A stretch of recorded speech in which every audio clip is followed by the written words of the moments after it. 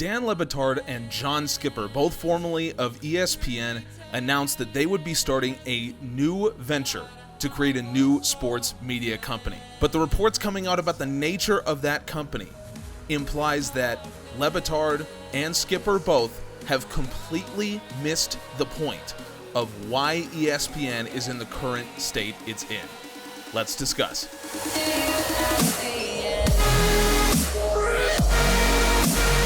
Now, I want to be very, very specific about my terms here.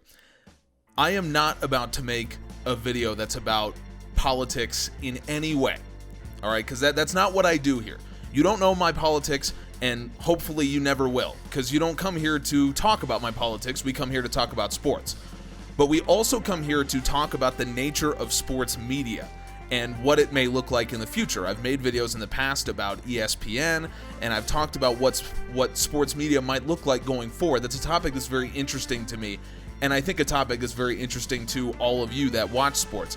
So I want to be very clear. This is not a comment on the specific politics of Dan LeBatard and John Skipper and the other people that are involved in this, potentially involved in this, that we'll discuss. It's not a comment on their politics specifically. It's a comment on politics being involved in sports in general and the potential drawbacks that might have. And this is a sentiment that's shared by a lot of people. If you go look at, I made a video, I think a couple months ago now, about Clay Travis commenting on ESPN. I think it was actually surrounding the departure of Dan LeBatard himself, and talking about how ESPN is not equipped to deal with the future of sports media. And I had a lot of comments on that addressed ESPN's move into politics as a big reason why a lot of people don't watch the network anymore. So this is not just me making something up because I have some kind of political problem with LeBatard or John Skipper. I don't. And I'm not going to tell you what my politics are. This is just my comments on what is going on here. So that's caveat number one. Caveat number two is we know that LeBatard and Skipper are going to be forming a new sports media company. It was originally reported by the Miami Herald, confirmed by USA Today.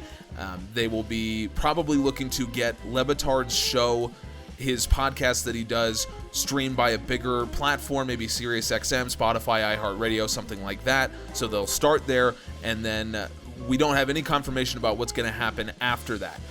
We don't even have for sure confirmation of what John Skipper's role is going to be. He's currently working with DAZN right now, so it's unclear what exactly his role is in all this, and if this is going to extend any further than just finding a broadcasting partner for Dan LeBatard's podcast. We know that LeBatard and Skipper have been close throughout their careers. Skipper was the one who hired Dan LeBatard to ESPN, so this would not be a surprise. So the caveat here is there is really only one reputable source that is reporting this idea that maybe LeBatard and Skipper are looking at something a little bit bigger, a little bit more ambitious, and a little bit more political, and that is Awful Announcing, which was then picked up on by Outkick with Clay Travis when he talked about it. They're the ones that are reporting that potentially this is a, quote, progressive sports media company. Now, progressive means far to the left wing, okay? Now, again, I got no problem if you hold that political position. I'm going to keep saying this because it's going to become important when I talk about this in a couple minutes. Essentially, the report is they're talking about founding an organization to directly compete with Outkick and Clay Travis specifically. Outkick and Travis are widely perceived as being on the right wing, and when you listen to a lot of what Clay Travis says, it's definitely leaning more conservative, but it's worth noting Clay Travis has been a lifelong Democrat. He worked on Al Gore's campaign back in 2000, his presidential campaign, but certainly you can say that a lot of what he says is more conservative in nature, and again, not agreeing or disagreeing with anything he says, just pointing it out. Travis and LeBatard have had a war of words over the last few weeks. It's really ramped up, and it has culminated on January 7th with LeBatard saying this, quote, "I've got something for that shit-stained Clay Travis, who wants to sit out now when he was having Trump on his infomercial podcast, Dixie Vodka Cheap Shit, just getting Trump to foment this base and then walks away and says, hey, I never said anything about violence. Nah, man, nah, you guys did in all your code. I worried about the subtle guys who could do the Trump shit, because if you were willing to follow that Frankenstein shitbag to where you followed him, that's what you get yesterday. That's, of course, in response to the Capitol Hill riots that we saw back on January 7th. Or January 6th, sorry. Obviously, this is a guy who is not making his politics a secret. I mean, we know where he stands. And Clay Travis is a guy who, like I said, definitely says things that lean more conservative on Outkick, but has been a lifelong Democrat up until the last couple years. So we know where his politics stand as well. Now, Travis, for his part, responded, said that he welcomes competition. He says, I take it as a badge of honor that Outkick is now being used as a template of a sports media company, even if they're going in a different direction. But this is kind of what I want to talk about. See, the thing is I think that what LeBatard and John Skipper are doing here completely misses the point. Clay Travis, what he did when he started Outkick, his point was, look, every sports media company right now, specifically ESPN, has flown out to the far left of the political sphere. This is Clay Travis, this is not me. I think they've all gone to the far left, says Clay Travis, so I'm going to start a sports media company that does talk about politics, but does it more from what Clay Travis would call a centrist position that I think has kind of leaned more conservative. But he said this is directly in response to the fact that there isn't any of that representation in major sports media. I don't particularly like the fact that Outkick has so much politics, involved. Clay Travis and Jason Whitlock formerly did talk a lot about politics. I don't love that. I think what you're supposed to do is talk about sports, but you can see where they're coming from. However, if this report is to be believed that John Skipper and Dan LeBatard are starting their own company, well, if their company is going to be really far out on the political left as well, as the word progressive would imply, they're going to talk about politics from the exact same angle that it was being talked about at ESPN. And when you look at the reactions of people to ESPN, they stop watching because of the politics. So what audience exactly are you going for? Right? I mean, that's my question. What audience is going to be here? And the reason why I talk about this, look, new sports ventures start up every day. I mean, GA Sports was a new sports venture, still is a new sports venture that got started up by a couple guys that just wanted something to do for fun. The reason I'm talking about this one in particular is because you have Dan LeBatard, a guy who is consistently ranked towards the top of the list with his podcast on Spotify, Apple Podcasts, places like that. John Skipper, who was formerly the president of ESPN. I mean, these are heavy hitters. They have a lot of money behind them, more money than Clay Travis had when he started Outkick a few years back. These are guys with a lot of financial backing, and so what they do is going to have ramifications because of the amount of money, the name recognition involved. And when I say name recognition, I don't just mean Dan LeBatard, who had a successful show on ESPN for a number of years.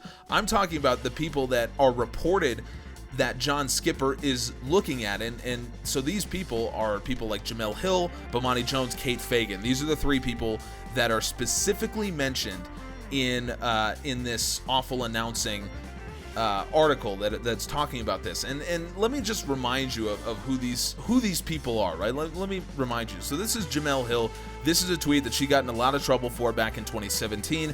She says, quote, Donald Trump is a white supremacist who has largely surrounded himself with other white supremacists. That's Jamel Hill.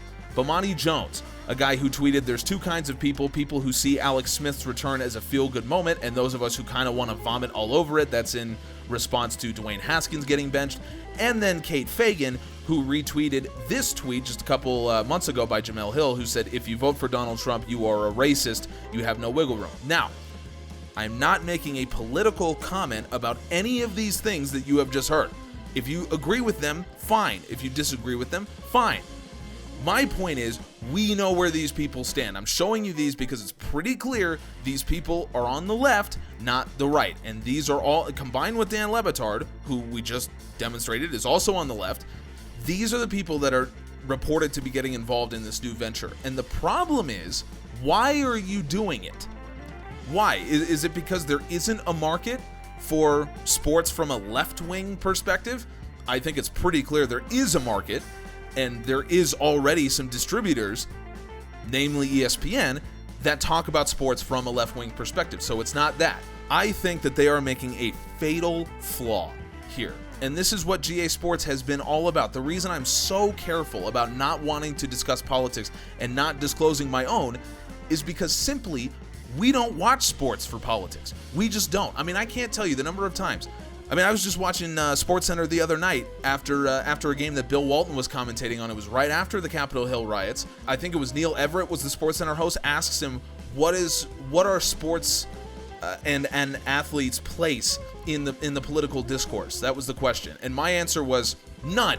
There is none, and I'll tell you why. It's because people watch sports to escape from everything else. Okay, that's what sports has always been. Sports is the great uniter. Sports is the place that we can all go, and regardless of, obviously none of us probably have actually been to a game in the last few months, but think about, the last time you were at a game. The person next to you, the person sitting behind you. Did you ever once think about, God, I wonder what this person's politics are? Did this person vote for Trump? Did this person vote for Biden? No, because that's not, look, when your team, when you get the winning touchdown, when you hit that winning basket, you score the winning goal, you turn around and you high five and you hug and you cheer with the person behind you, even if you fundamentally disagree on every political principle that has ever existed. You are there to watch a game and support your team, and in that moment, it doesn't matter what anyone's politics are. The only thing that matters is your team in that moment, the fact that you are fans. And the critical flaw here of what Skipper and LeBatard are reportedly doing with this new venture, that doesn't even have a name yet, by the way, the critical flaw here is that they fail to recognize that that is the core essence of sports. People want less politics in sports, not more. And that's something that we're very sensitive to at GA Sports. Again, it's the reason why I'm probably annoying you with how many times I'm saying I don't want to make a political comment. I'm not going to get into politics, because that's not why you watch. It's not why anyone watches sports, frankly. My point here is that all of these people that clearly have a political leaning are setting up to compete with Clay Travis, who has his own political leaning over on Outkick. They're all kind of missing the point. I think Clay Travis gets it a little more than these other people, but the point here is we want less politics in sports, not more. If you're going to start a new sports venture, give it to us without the politics. Give me SportsCenter from 10 years ago, where I could turn it on and not think at all about anything that's going on in the world other than what is going on in sports. And look, sometimes things are going to be bigger than what happens in sports. I'm not saying that. Like one of the most beautiful moments was watching the Yankees play. I can't remember exactly when this was, 2013 maybe, when U.S. Navy SEALs assassinated Osama bin Laden. People found out during this Yankees game. They started chanting USA. I mean, that was political. It had something to do with foreign policy, but again, it's all about being together. That was an entire stadium of people chanting USA because we had finally killed this evil terrorist. So when things are bigger in that way, that people can come together, the Boston Marathon bombings, where David Ortiz gave his amazing speech before the Red Sox season. This jersey that we wear today, it doesn't say Red Sox, it say Boston. We want to thank you, Mayor Menino, Governor Patrick, the whole police department for the great job that they did this past week. This is our city. And nobody gonna dictate our freedom. Stay strong. Thank you. Things that are bigger than sports that we can all come together, again, united around sports. That's what's important. But when you look at the things said by LeBatard, Hill, Fagan, Jones, these are not uniting things. These are not things that they mean to unite around. I mean, Jamel Hill literally said half the country who voted for Trump, you're a racist. And so that's not exactly a uniting statement, right? This is the core issue. Sports is supposed to be uniting, and if you're going to start a new sports venture because you don't like what ESPN is doing, you don't like the decisions they're making, then you do it around an old school, what is now, I guess, considered an old school view of what sports was supposed to be. And clearly what's going on here, if this report from Awful Announcing is to be believed, that's not what's going on. They're uniting around this idea that ESPN didn't do it correctly. There's supposed to be politics in sports, but ESPN didn't do it correctly, will do it correctly. I don't think that's a good view on it, and I really don't think that even if you are on the left, even if you do hold a lot of these political principles, I'm not making a statement about your politics, but I think that even if you agree with what's going on, I think you can say, look, this is a little too much. And I know that because I know people out there who are conservatives that look at Outkick and say, look, I like that Clay Travis is doing something from a different perspective, but at the same time, I just want to talk about sports, right? That's all I want to do. There's too much politics. It's infiltrated almost everything that we do in our lives. I just want something that isn't political. That's all I want. Just something that I can escape everything else going on in the world from. And I think that sentiment is shared by a lot of people, myself included. So I think that LeBatard, Skipper, Hill, Fagan, Jones, they're missing the point when it comes to this. And I'm not hoping that they fail. I'm not going to be sitting here praying, oh God, I hope this new venture fails. I hope for total success from everyone involved. I hope that Clay Travis makes a lot of money. I hope that Skipper and LeBatard and Jones and Hill and Fagan, I hope they all make a lot of money. I hope that everyone's successful. I think that's just a good way to go about things. I'm not hoping for failure.